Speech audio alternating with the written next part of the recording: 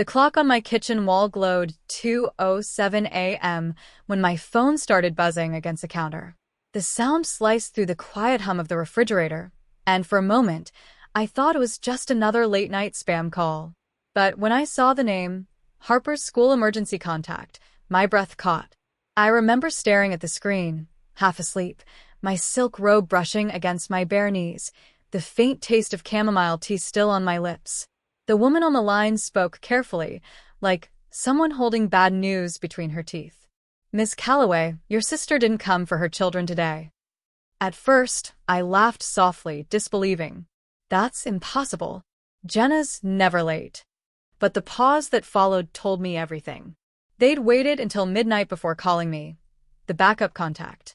The twins were asleep in the nurse's office, still clutching their backpacks. I pressed a hand against the cold countertop to steady myself as the truth began to unfold. I had seen Jenna just 2 nights ago. She'd promised she'd finally get it together. She'd even sworn, with that familiar mix of defiance and hope, that she'd pick up her kids by 2 p.m. sharp. Now, standing barefoot in the glow of my kitchen light, I knew something inside me had shifted. She wasn't just late this time. She wasn't coming back.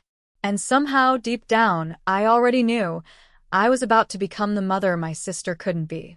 Jenna and I had always been opposites, 2 sides of the same coin that never quite fit in the same hand. She was the storm. I was the steady shore she crashed against. Growing up in a small Ohio town, she was the girl everyone watched. Golden hair, effortless laugh, that reckless charm that drew people in and left them dizzy. I was the quieter one, the planner, the one who double-checked the locks before bed. When our mother passed away, everything shifted. I was 21, still finishing college, and Jenna was barely 18, wild, heartbroken, untethered. The night before the funeral, I found her sitting on the back porch, cigarette in hand, our mother's old shawl draped over her shoulders. "She always said you'd take care of me," she murmured, her voice trembling through the smoke. "I will," I promised. But I didn't realize then that taking care of Jenna meant cleaning up the pieces she kept breaking. The first real fight came months later. She'd spent her rent money on a weekend trip to Nashville with a man I'd never met. When I tried to talk sense into her, she threw the words back at me like daggers. "You think you're better than me because you play perfect? Because you follow the rules?" Her voice cracked, and so did mine. "I just want you to have a life that lasts longer than your next impulse." She left that night. No goodbye. Just the slam of the door and the faint echo of our mother's shawl slipping off the porch railing as she disappeared into the dark. I kept that shawl. It smelled like lilacs and cigarette smoke, like love and disappointment tangled together. Years later, when the twins were born, Jenna showed up again, smiling, exhausted, swearing things would be different. She placed that same shawl around my shoulders, her eyes glassy with tears. "Guess it's your turn to take care of me again," she said softly. And I did. Over and over. Until that night the phone rang. The shawl still hangs in my closet, faded now, but every time I touch it, I remember the girl who wanted to be free and the sister who was left holding everything she left behind. After Jenna left for good that first time, I stopped waiting for her to come back. I threw myself into work, into building something solid, something that wouldn't disappear overnight. Stability became my obsession. I worked 2 jobs while finishing my degree, day shifts at a local bakery, night shifts answering phones for a logistics company. The smell of coffee and flour clung to my clothes, and my hands were always dry from the heat of the ovens. I told myself that exhaustion was better than emptiness. That's when I met Marian Doyle, my first real mentor. She was the kind of woman who spoke in measured tones, but carried entire rooms on her shoulders. I'd been working as her assistant for 6 months before she looked up from her desk one day and said, "You have leadership instincts, Calloway. Don't waste them waiting for someone else's permission." It startled me. No one had ever said I could lead, especially not a woman who'd clawed her way to the top of a male-dominated company. She taught me everything: negotiation, strategy, how to dress like you belonged even when you didn't feel it.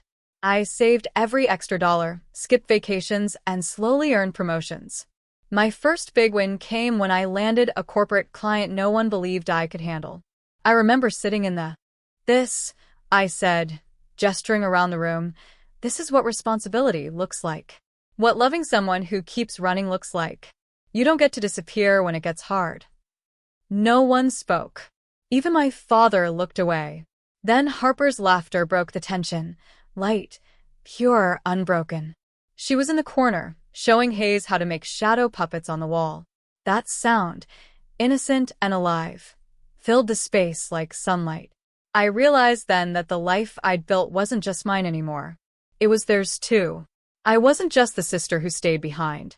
I was the one who rebuilt everything she left in ruins. And this time, I wasn't going to let anyone take that away.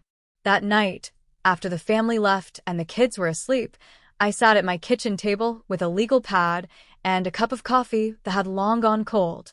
The hum of the dishwasher filled the silence, steady and mechanical, a kind of calm I clung to.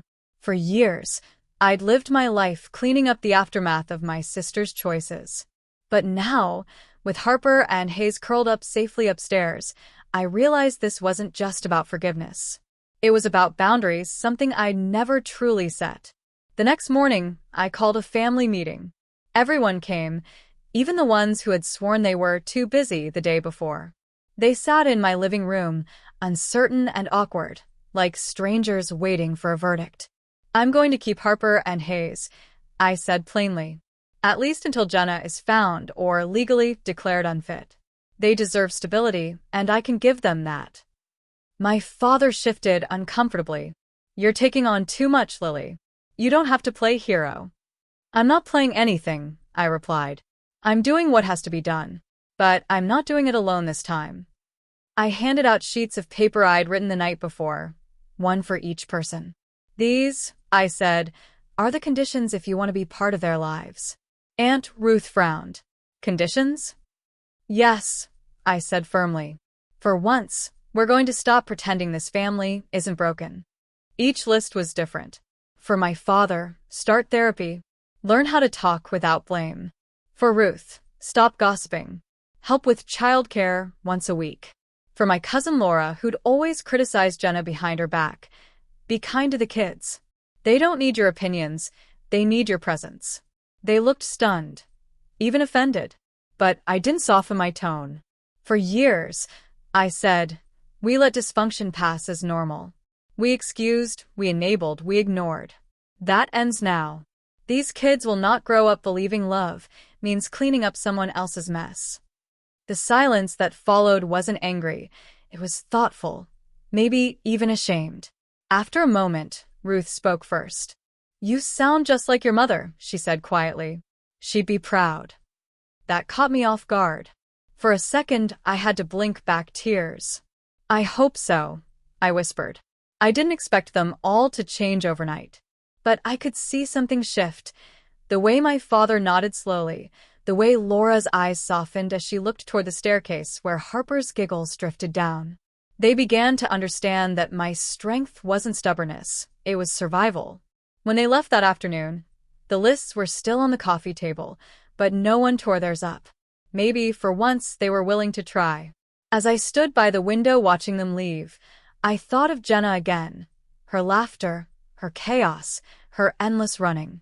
I still didn't know where she was, or if she'd ever come back. But this time, if she did, she'd be coming home to a version of me she wouldn't recognize, a woman who finally learned that love without boundaries isn't love at all. Months passed, quietly, but not easily. Healing never is.